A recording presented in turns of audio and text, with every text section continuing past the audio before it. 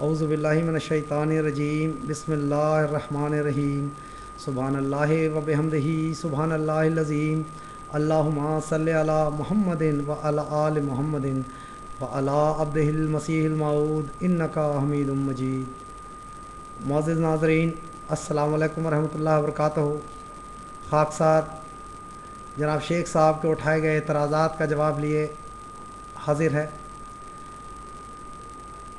میں اپنی اس بات کو شروع کرنے سے پہلے حضرت مسیح موعود علیہ الصلاۃ والسلام کے چند اشعار شیخ صاحب کی نظر کرتا ہوں۔ مسیح موعود السلام لکھتے ہیں: یارو خودی سے باز بھی آؤ گے یا نہیں، یارو خودی سے باز بھی آؤ گے یا نہیں، خو اپنی پاک صاف بناؤ گے یا نہیں، یارو خودی سے باز بھی آؤ گے یا نہیں، خو اپنی پاک کا صاف بناؤ گے بھی نہیں، کب تک رہو گے ضد و تعصب میں ڈوبتے، کب تک رہو گے ضد و تعصب میں ڈوبتے، آخر قدم بصدق اٹھاؤ گے یا نہیں، کیوں کر کرو گے رد جو محقق ہے ایک بات، کیوں کر کرو گے رد جو محقق ہے ایک بات، کچھ ہوش کر کے عذر سناؤ گے یا نہیں، سچ سچ کہو اگر نہ بنا تم سے کچھ جواب، سچ سچ کہو اگر نہ بنا تم سے کچھ جواب، پھر بھی یہ منہ جہاں کو دکھاؤ گے یا نہیں۔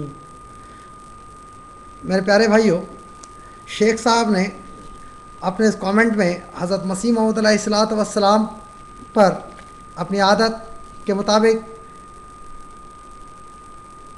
بہت ہی نازیبا الفاظ استعمال کیے ہیں۔ میں سامعین کے سامنے حضرت مسیح موعود علیہ الصلاۃ والسلام کی اس تعلیم کو رکھ رہا ہوں جو انہوں نے ہم احمدیوں کو دیا ہے۔ حضرت مسیح موعود علیہ الصلاۃ والسلام فرماتے ہیں، یہ کشتی نوح کے صفحہ 17 سے میں شروع کر رہا ہوں۔ حضرت مسیح موعود علیہ الصلاۃ والسلام فرماتے ہیں، یہ خدا ہے جو ہمارے سلسلہ کی شرط ہے، اس پر ایمان لاؤ اور اپنے نفس پر اور اپنے آراموں پر اور اس کے کل تعلقات پر اس کو مقدم رکھو، اور عملی طور پر بہادری کے ساتھ اس کی راہ میں صدق و وفا دکھلاؤ۔ دنیا اپنے اسباب اور اپنے عزیزوں پر اس کو مقدم نہیں رکھتی، مگر تم اس کو مقدم رکھو تا تم آسمان پر اس کی جماعت لکھے جاؤ۔ رحمت کے نشان دکھلانا قدیم سے خدا کی عادت ہے، مگر تم اس حالت میں اس عادت سے حصہ لے سکتے ہو کہ تم میں اور اس میں کچھ جدائی نہ رہے اور تمہاری مرضی اس کی مرضی۔ دیکھیں کیا تعلیم ہے کہ ہر احمدی کی مرضی خدا کی مرضی پر ہونی چاہیے۔ حضرت مسیح السلام کہتے ہیں، تمہاری مرضی اس کی مرضی اور تمہاری خواہشیں اس کی خواہشیں ہو جائیں، اور تمہارا سر ہر ایک وقت اور ہر ایک حالت اور مرادیابی اور نامرادی میں اس کے آستانہ پر پڑا رہے، تا جو چاہے سو کرے۔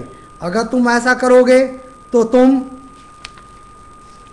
میں وہ خدا ظاہر ہوگا۔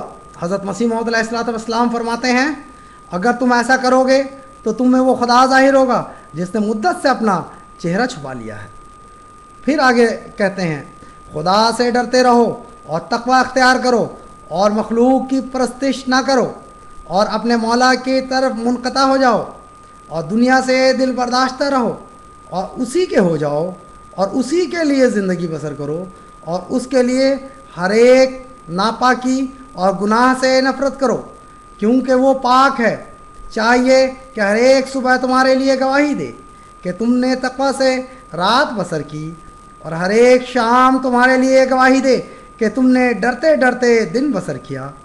دنیا کی لعنتوں سے مت ڈرو کہ وہ دھوئیں کی طرح دیکھتے دیکھتے غائب ہو جاتی ہیں، اور وہ دن کو رات نہیں کر سکتی، بلکہ تم خدا کی لعنت سے ڈرو جو آسمان سے نازل ہوتی ہے اور جس پر پڑتی ہے اس کی دونوں جہاں میں بیچ خونی کر جاتی ہے۔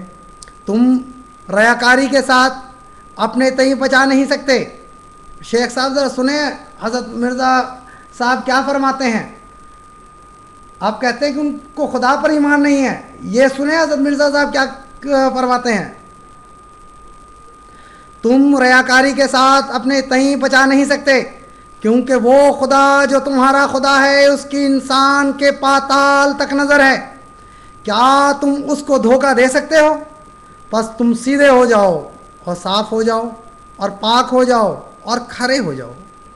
اگر ایک ذرہ تیرگی تم میں واقع ہے تو وہ تمہاری ساری روشنی کو دور کر دے گی۔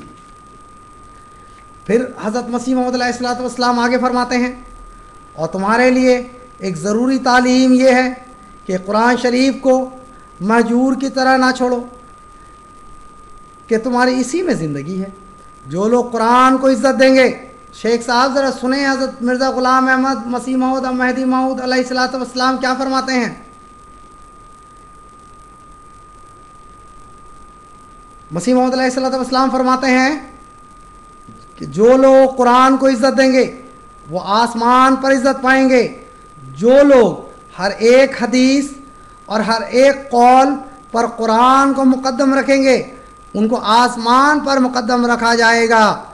نو انسانوں کے لیے روئے زمین پر اب کوئی کتاب نہیں مگر قرآن، اور تمام آدم زادوں کے لیے اب کوئی رسول اور شفیع نہیں مگر محمد مصطفیٰ صلی اللہ علیہ وسلم۔ میں اس اقتباس کو پھر پڑھتا ہوں، اور تمہارے لیے ایک ضروری تعلیم یہ ہے کہ قرآن شریف کو مہجور کی طرح نہ چھوڑ دو، کہ تمہاری اسی میں زندگی ہے۔ جو لوگ قرآن کو عزت دیں گے وہ آسمان پر عزت پائیں گے۔